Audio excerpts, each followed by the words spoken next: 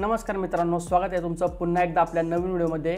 तर ह्या व्हिडिओमध्ये आपण पाहणार आहोत अभियांत्रिकी प्रवेश प्रक्रिया 2024 मध्ये विजे, डीटी, ओबीसी, एसबीसी, एससीबीसी या सर्व प्रवर्गाच्या मुलांसाठी कुठले कुठले डॉक्युमेंट्स या ठिकाणी गरजेचे आहेत, कोणते कोणते कागदपत्र तुम्हाला या ठिकाणी गरजेचे आहेत ॲडमिशन घेण्यासाठी इंजिनिअरिंगला। ठीक आहे, तर यामध्ये सर्वप्रथम तुमचं डॉक्युमेंट आहे ते आहे तुमचं एमएसटी सीईटी 2024चं पीसीएम ग्रुपचं स्कोर कार्ड किंवा जेडब्ल्यू 2024चं स्कोर कार्ड। ठीक आहे, जर तुम्ही सीईटीच्या स्कोर थ्रू जर ॲडमिशन घेणार असाल तर त्या ठिकाणी तुमचं सीईटीच्या पीसीएम ग्रुपचं ठीक आहे तुम्हाला मॅथ्स सब्जेक्ट तुमच्याकडे कंपल्सरी असणं गरजेचं आहे। त्यामुळे तुमचं पीसीएम ग्रुपचं किंवा पीसीएमबी ग्रुपचं स्कोर कार्ड तुम्हाला या ठिकाणी लागणार आहे। जर तुमचा पीसीबी ग्रुप असेल तर त्या ठिकाणी तुम्ही इंजिनिअरिंगला ॲडमिशन घेऊ शकत नाही। ठीक आहे, तो एवढ्या गोष्टीचं तुम्ही लक्ष ठेवा। त्यानंतर जेडब्ल्यू 2024चा स्कोर कार्ड, जर तुम्ही जेडब्ल्यूच्या स्कोरवरती जर ॲडमिशन घेणार असाल तर त्या ठिकाणी तुम्हाला जेडब्ल्यूचं स्कोर कार्ड तुम्हाला या ठिकाणी ओरिजिनल असणं तुमच्याकडे गरजेचं आहे। ठीक आहे, त्यानंतर आपण पाहूयात दुसरं डॉक्युमेंट आहे ते तुमचं 10वीचं गुणपत्रक।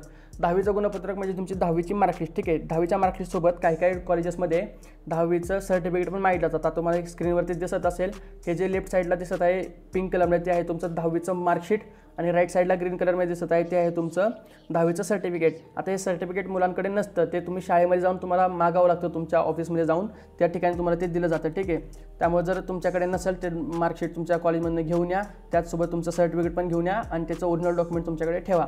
त्यानंतर तिसरं डॉक्युमेंट जे आहे ते आहे तुमचं 12वीचं गुणपत्रक, त्याचसोबत तुमचं 12वीचे मार्कशीट पण तुमच्याकडे असणं गरजेचं आहे। 12वीची सर्टिफिकेट वगैरे अशा काही गोष्टी असतात, फक्त 12वीचं मार्कशीट तुमच्याकडे असणं गरजेचं आहे। त्यानंतर चौथं डॉक्युमेंट जे आहे ते तुमचं लिव्हिंग सर्टिफिकेट किंवा ट्रान्सफर सर्टिफिकेट।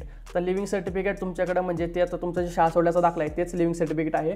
त्याचसोबत तुमचं हे ट्रान्सफर सर्टिफिकेट जे आहे म्हणजे जर तुम्ही सीबीएसई मधनं आयसीएसई किंवा एसएससीमध्ये जर तुम्ही ट्रान्सफर झाला असाल किंवा एसएससी मधनं सीबीएसईमध्ये ट्रान्सफर झाला असाल तर त्याचं तुमच्याकडे व्हॅलिड सर्टिफिकेशन असणं तुम्हाला गरजेचं आहे। ठीक आहे, त्यामध्ये तुम्हाला थोडंफार कट ऑफ्समध्ये कन्सेशन असतं, तर त्या ठिकाणी त्या कॉलेजेस रिलेटेड त्या गोष्टी तुम्हाला कॉलेजमध्ये माहिती पडतील। ठीक आहे, त्यानंतर पाचवं डॉक्युमेंट जे आहे ते आहे तुमचं डोमिसाईल सर्टिफिकेट किंवा जन्मदाखला।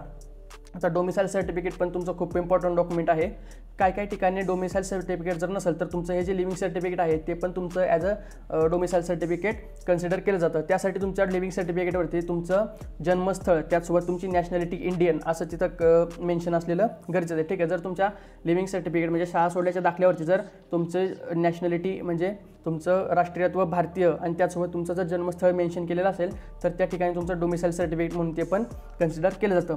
त्यानंतर मित्रांनो, आता हे जे खालचे 3 डॉक्युमेंट्स आहेत या ठिकाणी तुमचं जात प्रमाणपत्र, त्यानंतर तुमची जात वैधता प्रमाणपत्र आणि हे नॉन क्रिमिलियर सर्टिफिकेट, हे तुमच्या व्हीजे, डीटी, ओबीसी, एसबीसी आणि एससीबीसीच्या स्टुडंटसाठी सर्वात महत्त्वाचे डॉक्युमेंट आहेत। ठीक आहे, तर त्यामध्ये हे 6वं जे आहे ते आहे तुमचं कास्ट सर्टिफिकेट, त्यानंतर हे आहे तुमचं कास्ट व्हॅलिडिटी सर्टिफिकेट आणि एक खालचं नॉन क्रिमिलियर सर्टिफिकेट।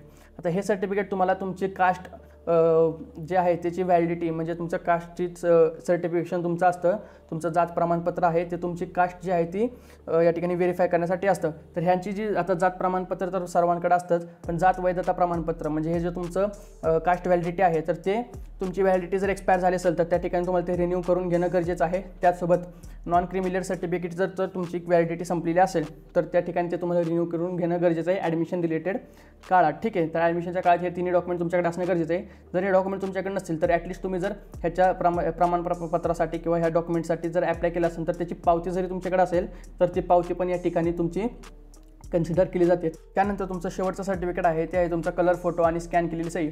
तर मित्रांनो, तुमच्याकडे आता बऱ्याच विद्यार्थ्यांकडं 8वी, 9वी, 10वीचे फोटोज असतील, पण ते फोटो आता सध्या यूज करू नका, कारण आता तुम्ही जे फोटो यूज करणार आहात ते तुमचे 4ही वर्ष तुमचं इंजिनिअरिंगचं तेच फोटो तुमच्या सर्व सर्टिफिकेट्सवरती सर्व डॉक्युमेंट्सवरती कन्सिडर केले जाणार आहेत। त्यामुळे माझं तुम्हाला सजेशन राहील की तुम्ही आत्ता ह्या ठिकाणी फ्रेश चांगले फोटो काढून घ्या, पासपोर्ट साईज आत्ताचे चालू, आणि ते तुमचे फोटो तुमच्याकडे असू द्यात, ते फोटो तुमच्यासाठी चांगले बेनिफिशियल असतील। त्याचसोबत तुम्ही स्कॅन केलेली सही म्हणजे एखाद्या कोऱ्या कागदावरती मोठ्या अक्षरामध्ये तुमची सही करा आणि ती एका चांगल्या स्कॅनर ॲपमध्ये स्कॅन करून तुमच्याकडे ठेवा सॉफ्ट कॉपी, ते तुम्हाला पुढे इंजिनिअरिंगच्या ॲडमिशनला गेल्यानंतर त्या ठिकाणी तुम्हाला सबमिट करायला लागणार आहे। ठीक आहे, तर मित्रांनो तुम्हाला एक सांगतो मी, हे जे सर्व डॉक्युमेंट्स आहे याचा तुमचा एक सेट असणं तुमच्याकडे गरजेचं आहे, ओरिजिनल सेट। त्याचसोबत तुम्हाला त्या ठिकाणी तुमचे 2 झेरॉक्स सेट तुमच्याकडे पण ठेवा। ठीक आहे, म्हणजे हे सर्व डॉक्युमेंट्सचे एक झेरॉक्स कॉपी 2 झेरॉक्स कॉपी करा आणि त्याचे 2 सेट तुमच्याकडे ठेवा।